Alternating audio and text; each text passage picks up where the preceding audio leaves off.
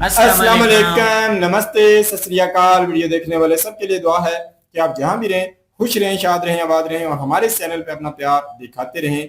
Major गौरवारिया sir की video लेके आए हैं, देखते हैं वीडियो को। इस वीडियो के ऊपर हमारा ओपिनियन अगर आप जानना चाहें तो वीडियो के लास्ट तक बने रहिए। मेरा नाम है नदीम इकबाल जंजुआ, मेरे साथ हैं Mohammad Sameer Khokhar. So guys let's start.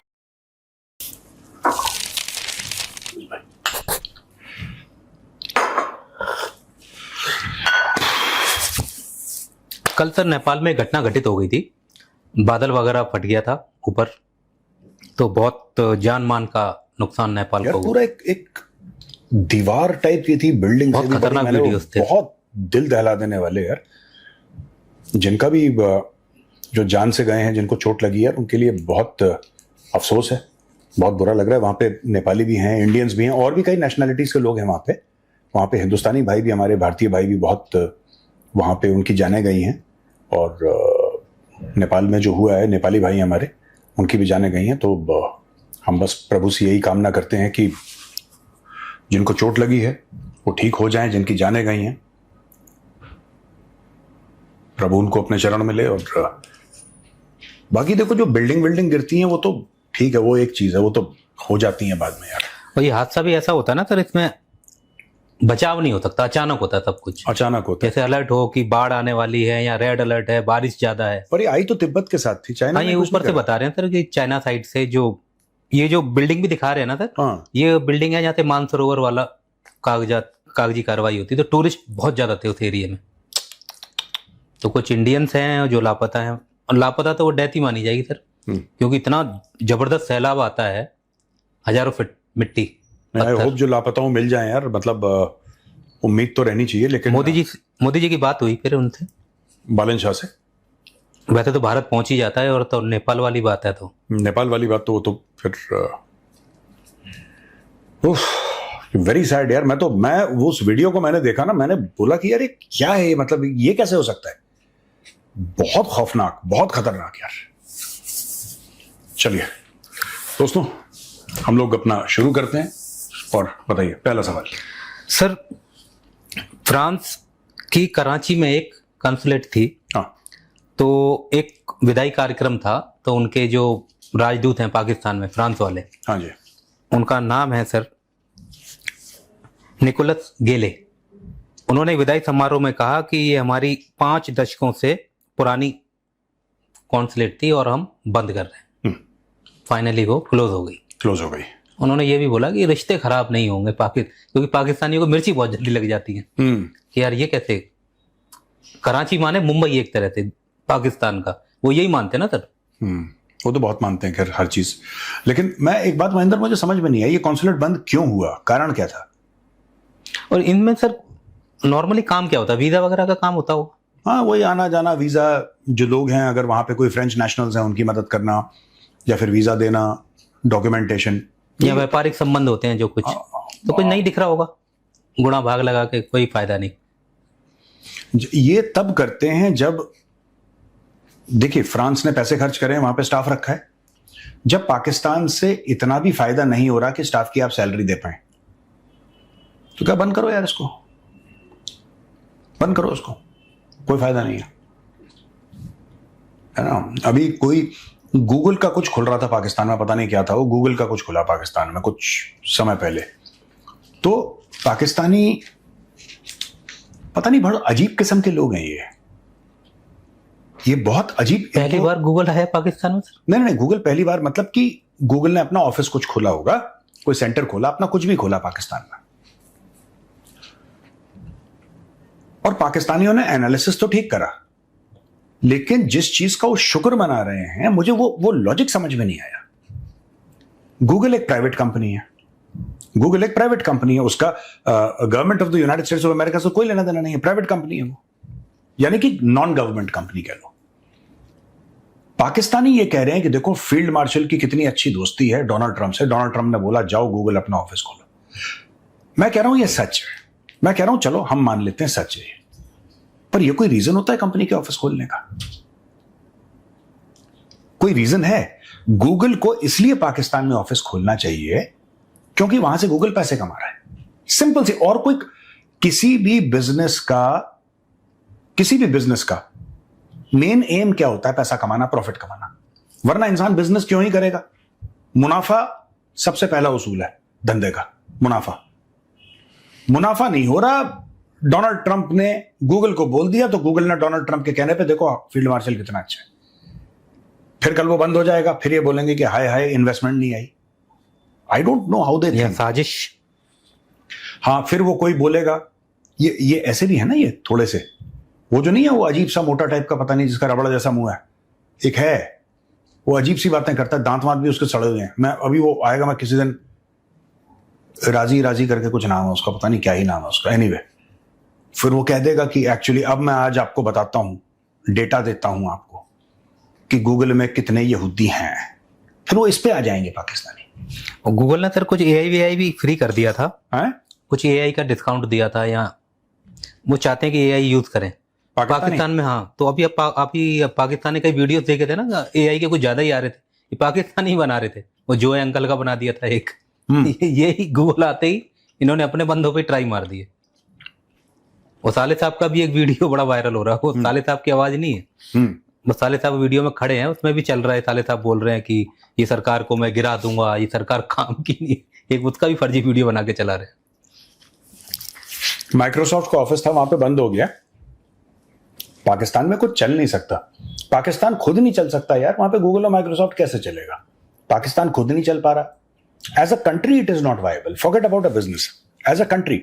और ये चीज मोहसिन नकवी कह चुका है, पाकिस्तान का होम मिनिस्टर है ना, इंटीरियर मिनिस्टर, वो यही तो कह रहा है कि भाई आपकी जो पूरा आपका जो सिस्टम है कोलैप्स हो चुका है।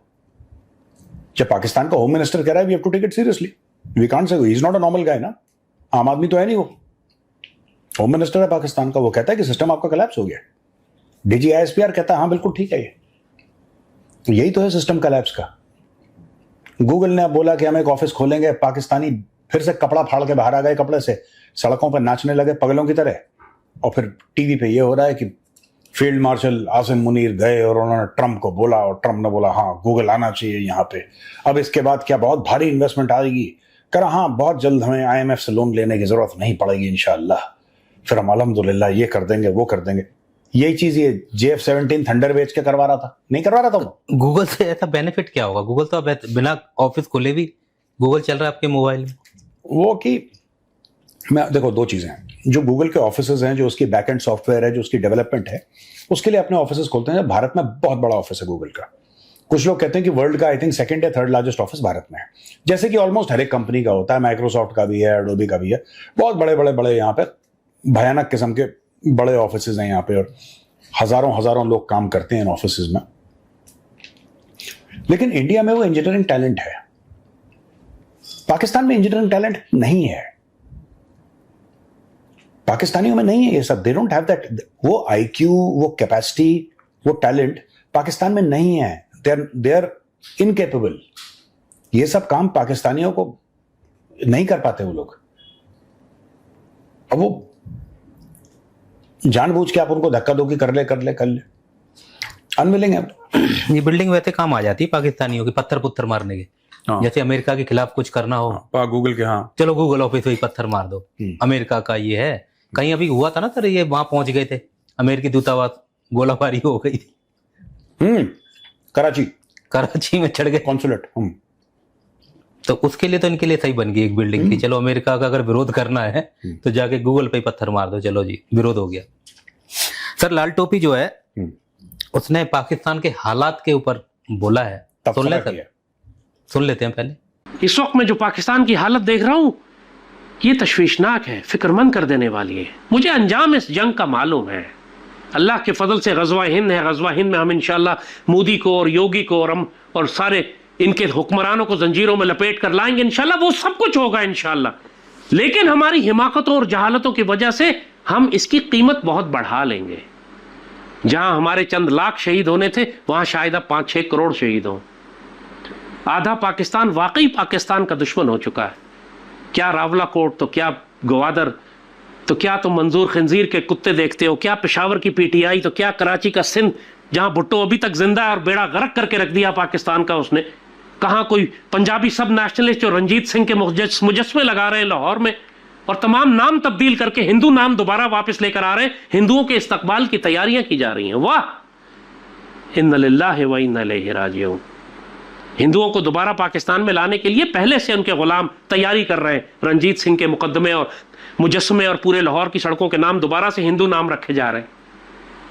कौन कर रहा है? ये करने वाले जाहिर है यही गद्दारियां हमें सबसे ज्यादा, इसी वजह से हम फिक्रमंद हैं कि पूरे मुल्क में आज हमारे पास कोई अल्लामा इकबाल या कोई कायद आजम नहीं है। तो लाल टोपी कहना चाह रही है सर, वो ये कह रहा है कि पहले गजवाए हिंद करने में खर्चा कम था, ये अब बढ़ गया है। अब वो बता रहा था कि पहले क्या था, गजवाए हिंद करने में चंद लाख लोग ही शहीद होते। अब वो कह रहा है 5-6 करोड़ लोग कम से कम मरेंगे, तब जाके गजवाए हिंद हम प्राप्त कर पाएंगे, क्योंकि आधा पाकिस्तान पाकिस्तान का दुश्मन हो गया है। उसने ये पूरा कैलकुलेट करके हिसाब लगाया है सर कि अब गजवाए हिंद में खर्चा बढ़ बहुत गया। बढ़िया आदमी है ये।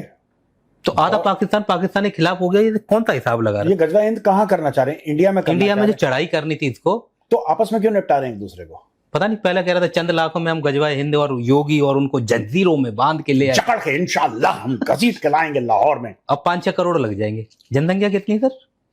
टोटल पाकिस्तान की होगी 24-25। तो 5-6 करोड़ तो ये बता रहा है। अगर मान यही लीजिए काम चल रहा है पाकिस्तान में तेजी 10 से। करोड़ अगर निपट गए तो आधा हो गया। गजवाए हिंद में आधा पाकिस्तान गायब।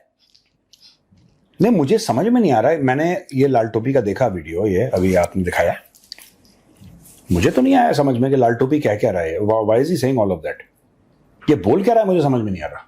और 25 में से अगर मान लीजिए जिहाद के चक्कर में ये जो कह रहा है गजवाए हिंद में, ये कह रहा है कि आधे पाकिस्तानियों के दुश्मन हो गए। हाँ, और जो सिटियों में लाहौर में खास करके राजा रंजीत सिंह वाले नाम रखे जा रहे हैं और हिंदुओं को बुलाने के लिए पूरा पता नहीं जो भी कुछ भी तो बोलता है सर। ये है तगड़ा कहानी कहीं की शुरू करता है फिर उसे कहीं उतार देता है। अंदलूस से कस्तंतुनिया, कस्तंतुनिया से बगदाद, बगदाद से दमश्क, दमश्क से हम सीधा हाइफा से तेल अवीव पहुंच जाएंगे और सब परचम लहराएंगे इंशाल्लाह।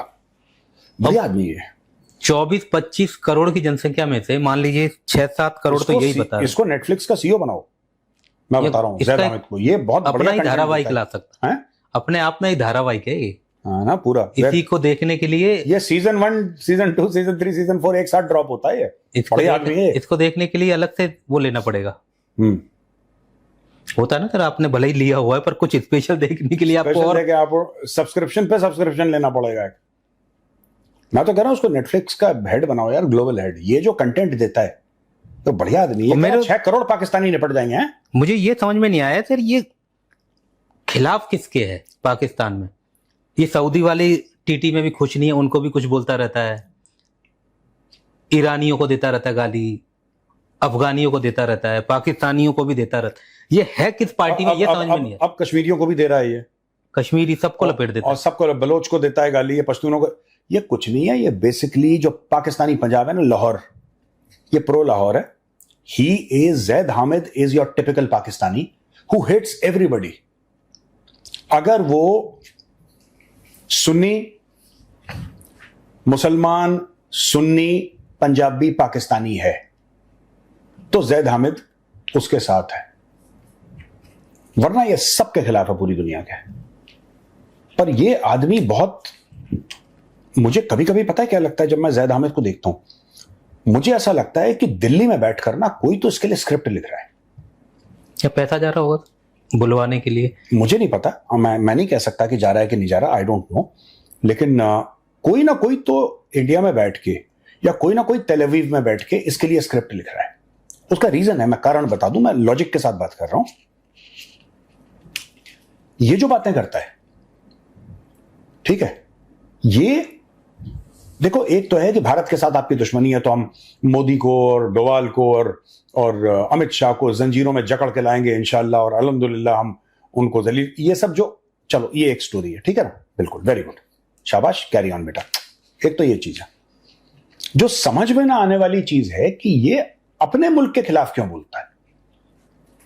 अपने मुल्क के खिलाफ इसको ये बोलना चाहिए अपने मुल्क के अंदर, ज़ैद हामिद को, जहां तक मुझे समझ में आती है बात, इसको कहना चाहिए कि देखो ये आपसी रंजिश का वक्त नहीं है और जो भी आपके गिले शिकवे हैं, हम आपस में भाई हैं, हम इसको सॉर्ट आउट करेंगे। लेकिन आज हमें खतरा यहां से, इंडिया से, अफगानिस्तान से, इजराइल से, जहां से भी, अमेरिका से, जहां से भी खतरा है हमें, और हमें ये बात नहीं करता, ये बात नहीं करता। ये पता है बात क्या करता है पाकिस्तान के अंदर? अब ये देखो, कह रहा है कि 5-6 करोड़ तो पाकिस्तान के अंदर मर जाएंगे। भाई 5-6 करोड़ पाकिस्तान के अंदर मर जाएंगे, ये आप अपने आप को डिफेंस एनालिस्ट कहते हैं, आपका एनालिसिस ये है, ठीक है, कि आपकी 25% पॉपुलेशन साफ हो जाएगी।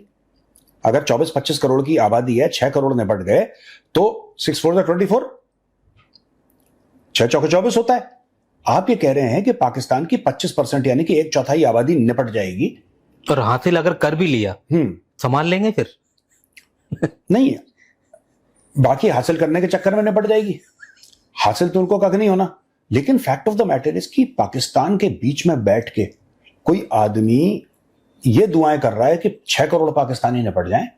यार, या तो इसको नई दिल्ली से ईमेल आ रही है, या इसको तेल अवीव से ईमेल आ रही है। ये खुद का दिमाग नहीं है इसका, ये खुद का दिमाग नहीं है भाई। ये बहुत वहां से तो नहीं आ रही होगी सर, उनसे तो बहुत डरता है। हाँ, यहूदियों से, यहूदियों को तो खा ही रहा है ना बोल बोल के उन्हीं के खिलाफ बोल तो बोल। ये या तो हमजा अली मजारी इसी को छोड़कर आ गया कि तू यूट्यूब वाला हमजा बन जा बस। सर अगली खबर है सिंध पाकिस्तान से। वहां से सर 150 लड़कियां जो हैं भारत आ रही हैं शादी के लिए, और वहां के हालात तो सर आपको पता ही है। क्या हुआ कि जो सिंध परिवार है पाकिस्तान वाला, वो हमारे यहाँ पे भी सिंधी भाई हैं, तो उनमें आपस में उनके रिलेशंस हैं और वो आते जाते थे पहले। तो ये ऑपरेशन सिंदूर के बाद पूरा आना जाना बंद हो गया। तो भारत सरकार से परमिशन वगैरह ले रहे थे वो, तो उनको प्राप्त हो गई है। भारत के अलग अलग हिस्सों में सिंधी जो रहते हैं उनमें उनकी शादियां होनी है। हिंदू है ना ये? हाँ, तो इन भारत सरकार ने परमिशन दे दी है, पर बोला है कि बाई रोड, जैसे पहले बाघा बॉर्डर से आ जाते थे, वहां से नहीं आना है। अब एयर भी नहीं है, तो आपको दुबई से श्रीलंका होके या दुबई से ऐसे आना है।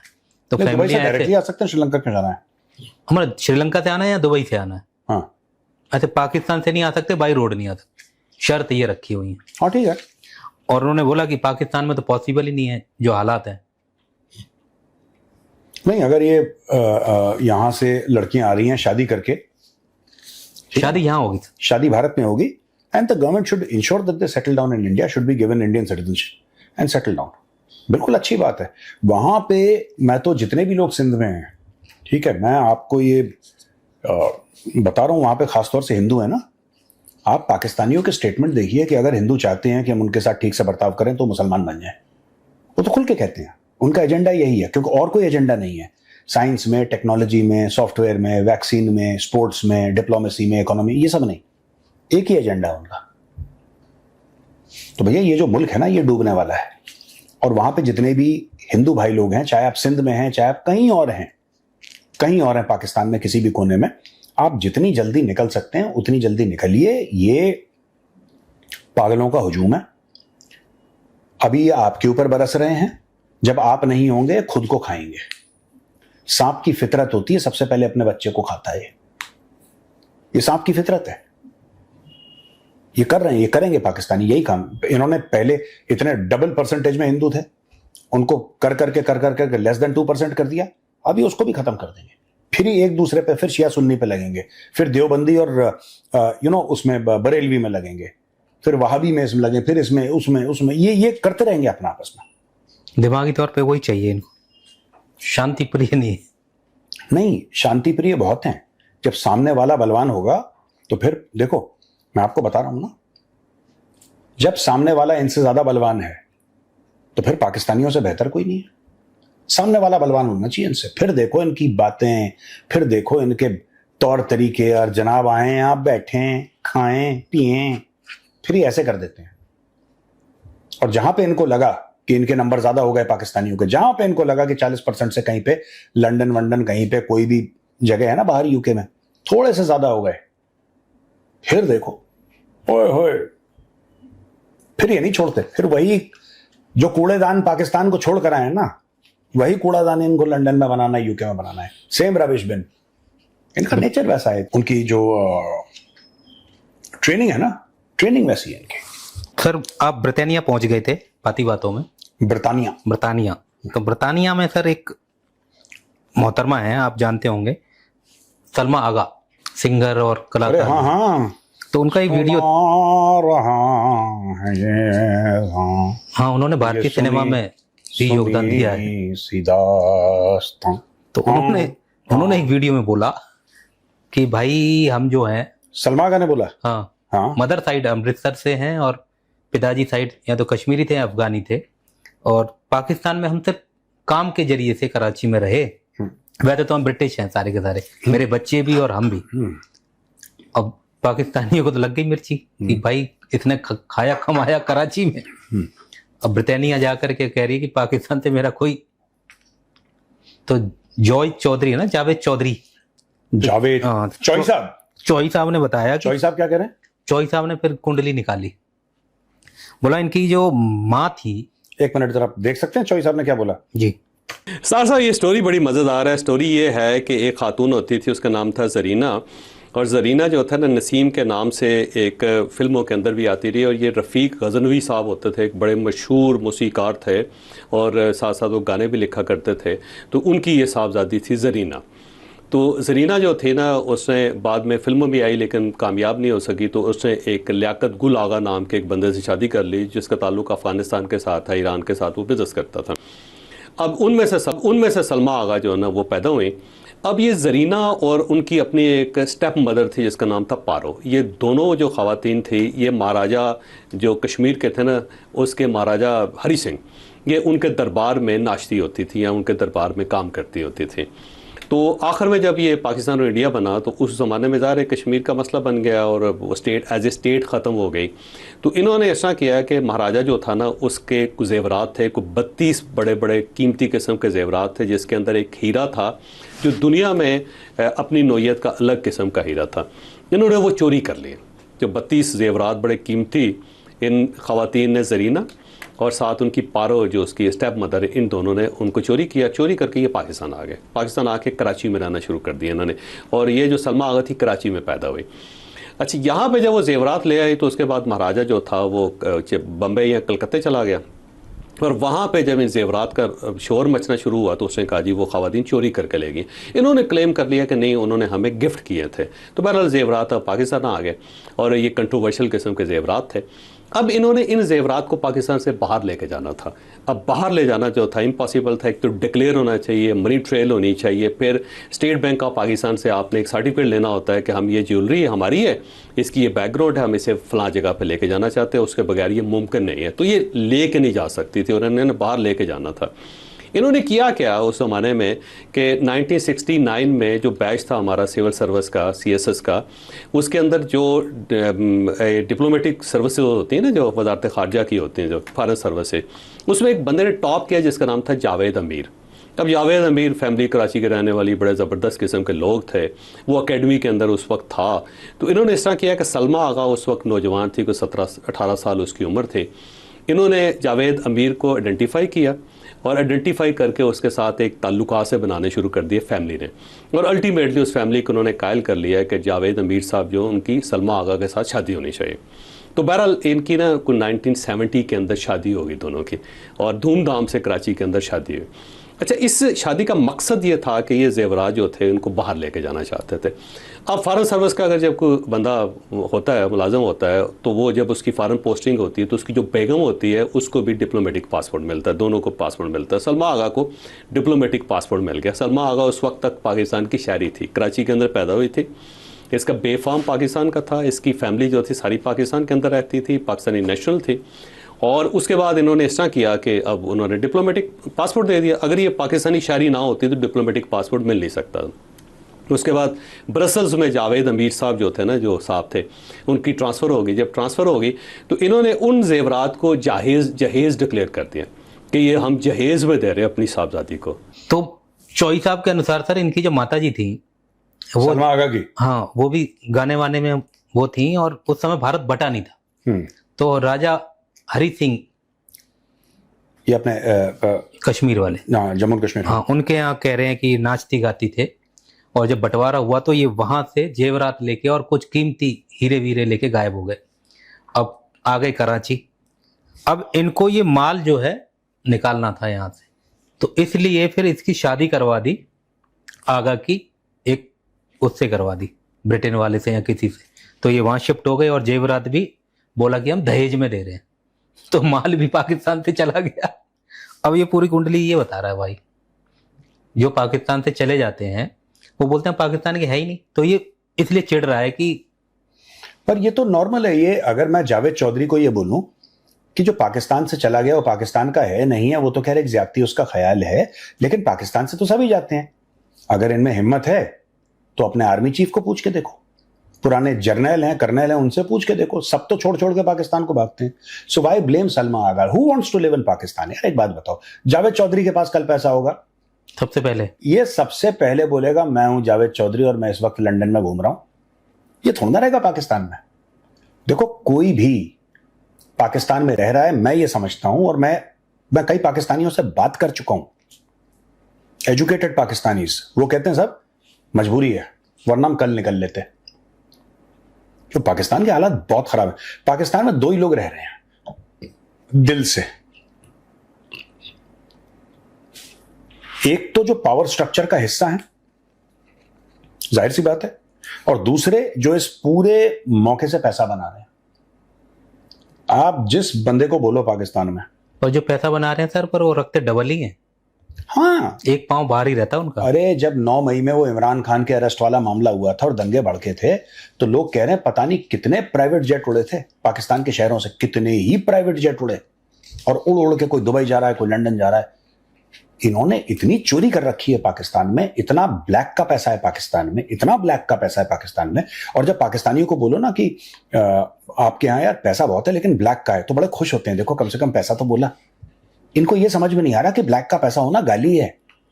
हम गाली दे रहे हैं जब हम कहते हैं कि तुम्हारे पास 2 नंबर का पैसा है, और कह रहे हैं कि फॉर्मल इकोनॉमी से बड़ी हमारी इनफॉर्मल इकोनॉमी है। इसमें पाकिस्तानी बड़ा फख्र करते हैं, शर्म करने वाली बात है। अगर मैं किसी को बोलूं कि भाई तेरे पास बहुत पैसा है, तू बड़ा अमीर है, लेकिन तेरा पैसा चोरी का है, तो चोरी नहीं सुन रहा, वो अमीर सुन रहा। आपने मुझे पैसे वाला कैसे बोल दिया? पैसे वाला बोलो बल्ले। ये और सर ऑपरेशन सिंदूर में भी एक रिपोर्ट आई थी ना सर, कि जब युद्ध का वो चल रहा था उस समय भी इन्होंने अपनी फैमिलियां इनकी शिफ्ट हो गई थी, कहीं की चली गई थी बाहर। हाँ, ये मुनीर की भी सुनने में आई थी कि ऑपरेशन सिंदूर हो ना हो, आगे चल के हो ना हो, वो अलग चीज है। उसका पाकिस्तान का, देखो पाकिस्तान में कोई जनरल है, मैं आसिम मुनीर की बात नहीं कर रहा, कोई भी एक्स जनरल है, वो अभी पूरा करप्शन के थ्रू पैसा इकट्ठा कर रहा है और पैसा बाहर भेज रहा है। जिस दिन वो रिटायर हुआ, उसने अमेरिका को, जो भी CIA वाला है उसका कॉल आ जाएगा उसको, ठीक है। ये किसी ने बोला भी था, आई थिंक जावेद इकबाल नहीं बोला था, किसी और पाकिस्तानी सीनियर ऑफिसर ने बोला था, भी रिटायर्ड जो हो गया है। फिर वो कह रहा मैं नहीं गया और कुछ अपनी स्टोरी सुना रहा था। हाँ, फिर वो बोला कि क्या काम करना है, क्या काम करना है। हाँ, तो उसने बोला कि CIA वाले सबको कॉल करते हैं, जो भी पाकिस्तानी सीनियर जो ऑफिसर है, उसको सिर्फ जो पाकिस्तान के न्यूक्लियर एसेट्स हैं उसके बारे में जानकारी देनी है, पाकिस्तान की पूरी जो मिलिट्री स्ट्रेटजी है उसके बारे में जानकारी देनी है, अंदर की खबरें देनी है। एक बार खबर दे दी, सब कुछ हो गया, उनकी डील साइन हो गई, उस आदमी को अमेरिकन पासपोर्ट हैंडओवर करा, उसने शपथ ली अमेरिका के कॉन्स्टिट्यूशन पर कि मैं अमेरिका के संविधान की शपथ लेता हूं, उसको अमेरिकन सिटीजन बनाया, वो अमेरिका चला गया, थिंक टैंक से उसका जो रोजगार है वो थिंक टैंक से जोड़ दिया, कहानी खत्म। ये तो बहुत पाकिस्तान में होता ही है। और पेंशन भी उठा रहा है इधर से, यहां से पेंशन उठाएगा, वहां से थिंक टैंक से पैसा लेगा और अपने 4 काम करेगा, और यूएस में रहेगा, लंदन में रहेगा। वो थोड़ा रहता है यहां पे यार। वो बंदा कभी no Pakistani worth his salt wants to stay in Pakistan, everybody wants to go abroad यार। ठीक है जी, कितना हो गया? हो गया जी, चला फिर। ओके, ठीक है भैया, राम राम। राम राम। बहुत ही जी अफसोसनाक खबर जो है इंडिया से आ रही है, नेपाल से आ रही है। बड़ा दुख हुआ है वो वीडियोस देखकर। तो यही कहा जा सकता है कि वक्त बुरा जो है किस टाइम भी आ जाता है। बाकी यही है कि इंसान जो है हमदर्दी होनी चाहिए, तो हम बिल्कुल हमदर्दी जताते हैं उन सारे ख़ानदानों से जिनके साथ ये कुछ हुआ। और इसके आगे अगर बात करें तो पाकिस्तान की बात आ जाती है जी। यहाँ हमारे कराची में जो बरतानिया की कह लो कि एम्बेसी थी वो भी बंद होने जा रही है। तो ये हालत है हमारी। हमने यहाँ ना तो कोई कारोबार बनाया, ना हमारे विजिटर इस लेवल के वहाँ पे जाते हैं। जो भी जाता है वो चोरी के कारण ही जाता है कि वहाँ मैं जाके अपना कह सकते हैं मुल्क जो है वह छोड़कर वहाँ ही अपनी नेशनैलिटी ले लूंगा। तो अभी कहीं ना कहीं बरतानिया ने और इन बड़े बड़े ममालिक ने पाकिस्तान के अंदर से विजिट पे ऐसे 2 नंबर बंदे जाने वाले की आमदोरफ्त बंद कर दी है। तो वो जो लोग जो है विजिटर जाते थे या घूमने के लिए जाते थे, वो कारोबार जो है पाकिस्तान में अभी बरतानिया का ठप होता जा रहा था। तो इस वजह से देख लें कि कराची जैसे शहर से फिर ये है कि वो उनका कारोबार बंद हो गया। तो ये पाकिस्तानी लोगों का किरदार है कि हमारा जो भी यहाँ से बरतानिया के लिए निकलता था, विजिट वीजे पे जाता था, तो वहाँ की नेशनलिटी के लिए वह भागता था। तो जिसकी वजह से यहाँ के लोगों का वो नाम बदनाम हुआ कि बरतानिया जैसा जो है कंट्री वो भी हमारे मुल्क से आस्ता आस्ता वो भी छुट्टी करके जा रही हैं।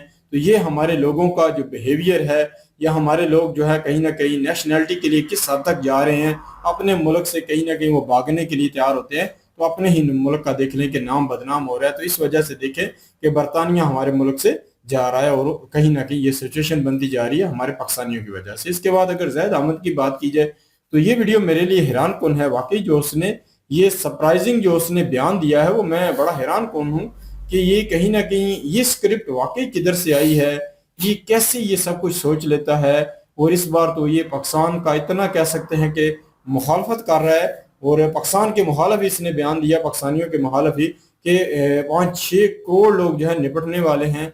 और ये बड़ी जंग की जो है वो कह लो कि दे रहा है सूचना कि ये होने वाली है, इसमें क्या क्या होने वाला है, और अपने ही सारे मुल्क के लोगों को फिर ये उसके बाद जुड़ जाता है। अगर देखा जाए कश्मीरियों को भी बीच में पेलता है, इसके बाद अगर देखा जाए मंजूर पश्तीन उसको भी पेलता है, बलोचियों को पेलता है।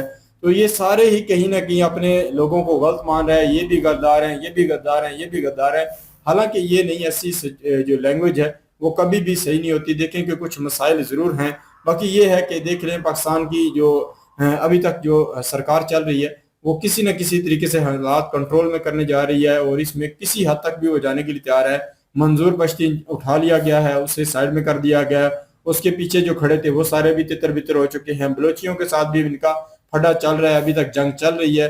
कौन जीतेगा कौन हारेगा वो वक्त बताएगा। इसके बाद कश्मीरियों को भी अगर आप देखें तो कश्मीर में भी काफी ज्यादा हालात कशीदा रहे हैं। अभी हालात जो है कहीं ना कहीं दोनों तरफ कह सकते हैं कि जंग चल रही थी, जो जिन लोगों ने हथियार उठाए जो कुछ था, तो वो अभी तक जो है सारे वो निबटते जा रहे हैं। वो भी अभी तक जो है कहीं ना कहीं हालात को कंट्रोल में किया जा रहा है। बाकी इसमें अगर ऐसी बयानबाजी की जाए कि ये सारे गद्दार हैं, तो इसमें और भी कह सकते हैं कि हुकूमत के लिए, सरकार के लिए मुश्किल स्थिति बन सकती है, और भी लोग जो है इस वजह से मुखालिफ हो सकते हैं। तो जैद अहमद जैसा जो बंदा है, इसकी स्क्रिप्ट जो भी लिख रहा है वो कहीं ना कहीं गलत है। ये खुद लिख रहा है या कहीं से लिखवा रहे हैं या इसे बाहर से आ रही है, ये गलत है। ये अपने ही मुल्क के लोगों को आमने सामने खड़े करने वाली सिचुएशन डाले, तो ये बहुत गलत है। मैं ये समझता हूँ कि इस बंदे को समझदार हो जाना चाहिए, ऐसा नैरेटिव नहीं फैलाना चाहिए, अपने ही लोगों के मुखालफत नहीं करनी चाहिए। और मुझे सबसे बड़ा दुख जो है इस बात से भी हुआ है कि देखा जाए तो इंडिया के कंट्री के ऊपर जो है इसने बात आज तो खुल डुल के की है, नहीं करनी चाहिए। और मैं ये समझता हूँ कि मोदी और योगी जो है हमारे हुक्मरानों से काफी अच्छी सरकार चला रहे हैं, और ये कह रहे हैं कि हम उन्हें जंजीरों में बांध कर लेके आएंगे। हम योगी को, इस बार पहले तो मोदी के नाम लिया करता था, इस बार तो योगी के भी मुखालिफ हो चुका है। योगी का भी काम मेरे ख्याल से पसंद नहीं आ रहा, और योगी को भी कहता है कि संगलों में डाल के लेके आएगा। तो उसके बाद वाली हम सोच रहे थे कि उन्हें संगलों में, समीर भाई बात कर रहे थे कि संगलों में डाल के लेके आएंगे, करना क्या है। मतलब हमारी कोई, मतलब अपने मुल्क में कोई बड़े अच्छे हालात चल रहे हैं, हमने कहीं ना कहीं कह लो कि शराब और ये चीजें नहरें बहा रहे हैं यहाँ, कि कहीं ना कहीं दुनिया को हम बांध के लेकर आके दिखाएं। वैसे कोई आना नहीं चाहता, तो हम जबरदस्ती उनको लेके आके यहाँ उनको ये सारी क्या लोग तरक्की दिखाएंगे। मैं ये समझता हूँ कि हमारे लोगों के अभी तक भी वही सोच है कि हम दूसरे लोगों को बांधेंगे, उनके मुल्क में कब्जा करेंगे, वहां पे सोना चांदी जेवरात पैसा लूटेंगे, और लेकिन ये सिचुएशन से निकल जाना चाहिए। हालांकि ये जो कह सकते हैं कि ये सिनेरियो है वो खत्म हो चुका है। अब जंग की वजह से कहीं ना कहीं वो सिनेरियो नहीं बनता। अब न्यूक्लियर पावर कंट्री मौजूद है, अगर आप एक हद से ज्यादा आगे बढ़ेंगे तो अगला न्यूक्लियर का वार कर देगा। तो ये चीजें इनको सोच लेनी चाहिए कि ये जब बयान दे रहे हैं तो इसका कह लो कि किस हद तक ये बयान दे रहे हैं। इसके बाद उनका अगर बयान आए, वो तो इस बंदे को जवाब नहीं देते, मेजर सारे ही जवाब इसे देते हैं। बाकी वो अगर जवाब देना शुरू करें कि उसके बाद आपने क्या सोचा हुआ है इसका, कि जो इंडिया की 1 अरब 40 करोड़ की आबादी है वो आपके साथ क्या करेगी, वो नहीं सोचते। वो तरक्की याफ्ता भी हैं, टेक्नोलॉजी में भी आगे हैं। तो मैं ये सोचता हूँ कि इनको वो भी आगे वाली सिचुएशन भी सोच लेनी चाहिए। और इसके बाद अगर देखा जाए तो बड़ी बड़ी अजीबोगरीब सिचुएशन यहाँ से नजर आती हैं। आज जो है एक फैमिली है जो कहीं ना कहीं उनकी जुएद चौधरी साहब ने जो है खबर सुना दी है कि वो किस हद तक जो है वो इन्होंने पाकिस्तान से जो कह लो कि जेवरात किस लेवल से कह सकते हैं कि जाकर उन्होंने निकाले। तो मैं खुद भी हैरान हूँ। देख लें कि हमारे पास पहले भी कुछ नहीं था, पर देख लें जो कुछ हमें वो पाकिस्तान बनने के बाद मिला था, वो भी इस हीरा और वो जेवरात भी देख ले कि लोग किस दिमाग लड़ाकर जो है यहाँ से लेके चले जाते हैं। तो ये हैरान कौन था मेरे लिए। और इसके बाद अगर आगे देखा जाए तो इसके बाद वाली खबर जो दी गई है, पाकिस्तानियों का जो हाल दिखाया, वाकई यहाँ से ये हालात बन चुके हैं। हर बंदा ही यहाँ से भागना चाहता है। यहाँ की सिचुएशन जो है इतनी क्रिटिकल हो चुकी है कि हर बंदा यहाँ से भागने के लिए मुख्तलिफ रास्ते अपनाता है। वो चाहता है कि किसी ना किसी तरीके से यहाँ से निकल जाए और दूसरी कंट्री में जाकर हमें कोई अच्छी जिंदगी मिल जाए। बहुत सारे लोग हमारे डंकियां लगा के उन्होंने कहीं ना कहीं अच्छी जिंदगी को पा लिया है। स्पेन, इटली, अमेरिका और इन ममालिक तक पहुंचे हैं और उन्होंने नेशनैलिटी ले लिया और उनके हालात जो है पाकिस्तान में भी अच्छे हैं और बाहर भी अच्छे हैं। तो कहीं ना कहीं ये लोग इन लोगों को देखते हैं तो ये भी सोचते हैं कि हमारी भी ऐसी जिंदगी हो। तो ये कह सकते हैं कि एक हमारे लोगों की सिचुएशन बन चुकी है कि कहीं ना कहीं यहाँ से निकलना है। यहाँ के जो असाब हैं, आए रोज की टैक्सेस जो बढ़ते रहते हैं, बिल के टैक्सेस बढ़ते रहते हैं, तो उनसे हमने निजात हासिल करनी है। बिल्कुल जी। देखें, सलमा आगा जो हैं उनके ऊपर जो जावेद चौधरी हैं उन्होंने टिप्पणी की है और उन्होंने इस तरह से कहा है कि अब वो वहां पे चली गई हैं, तो इस तरह से उनका फैमिली बैकग्राउंड है। देखिए, उन्होंने कहा कि अब मैं ब्रिटिश हो गई हूँ, मेरे बच्चे ब्रिटिश हैं। अगर वो पाकिस्तानी शनाख्ती उन्होंने खत्म कर दी है तो बैकग्राउंड उनका जो भी था उसके आप कौन होते हैं? आप ठेकेदार हैं उस चीज के। उसकी मर्जी है भाई, वो पाकिस्तानी आइडेंटिटी नहीं लाइक करती। उसके बच्चे जो हैं वो तो वहीं पे पैदा हुए हैं, तो वो तो हैं ही वहीं के। तो मेरे ख्याल में जावेद चौधरी जो है ना, इसका इस तरह से जो है वो टिप्पणी करना बनता नहीं है। सलमा आगा जैसे और पता नहीं कितने ही लोग हैं जो वहां पे चले गए हैं और वो यहाँ के नहीं मानते। हमारे अपने कितने रिश्तेदार हैं जिनके बच्चे जो हैं वहां पे पैदा हुए हैं, वो अपने आप को पाकिस्तानी नहीं मानते, नहीं मानना चाहते। कोई इमेज है इधर का तो इसलिए नहीं मानना चाहते ना। उनको लगता है कि भाई हमें जो है वो फिर जाहिर सी बात है इमेज के हिसाब से देखा जाता है कि एज अ पाकिस्तानी आपको पता तो है दुनिया में क्या वैल्यू है पाकिस्तानियों की। हमारे तो बहुत सारे पाकिस्तानी जो अभी भी पाकिस्तानी है जिनके पास नेशनैलिटियां भी नहीं है, वो इंडियन बता देती है अपने आप को। आप लोग हम लोग सेम ही नजर आती हैं, तो वो अपने आप को पाकिस्तानी नहीं बताने के लिए राजी। और ये बंदा जो है ना इधर बैठा हुआ है, इसका अच्छा खासा काम चल रहा है, इसलिए ये ऐसी बातें कर रहा है। जब ये भी चला जाएगा ना तो ये भी नहीं मानेगा कि ये पाकिस्तानी है। तो ये चीजें तो हैं। बाकी जो इन्होंने कहा जी कि जाहिद अहमद ने कहा जी कि हम चले जाएंगे और इंडिया में आने वाले हैं जी, और योगी बाबा को और नरेंद्र मोदी को जंजीरों में जकड़ने वाले हैं, गजवा हिंद होगा जिसमें 6 करोड़ लोग जो हैं पाकिस्तानी, उनकी मौत हो जाएगी। वो मेरी समझ से वाला था कि गजवा हिंद ये किस बिना पे हो सकता है गजवा हिंद होगी हो। अगर होनी भी है गजवा हिंद, चले मान ही लेते हैं कि होनी है, फर्ज करें कि होनी है, तो पाकिस्तान जो है वो हिंद का एरिया है। जो बताया जाता है, जो पेशगोई हुई है वो खुरासान के बारे में हुई है, पाकिस्तान के बारे में तो नहीं हुई। तो पाकिस्तान तो हिंद का एरिया है, क्या पता पाकिस्तानी हुक्मरानों को वो जंजीरों में जकड़ ले, तो फिर क्या करेंगे। तो ये चीजें जो है ना वो मद्देनजर रखनी चाहिए। और नरेंद्र मोदी को, योगी को यहाँ पे रोटी पूरी नहीं हो रही और वहां पे उनको जंजीरें बांधने की जो योजनाएं हैं वो बनाई जा रही हैं भाई साहब के तहत।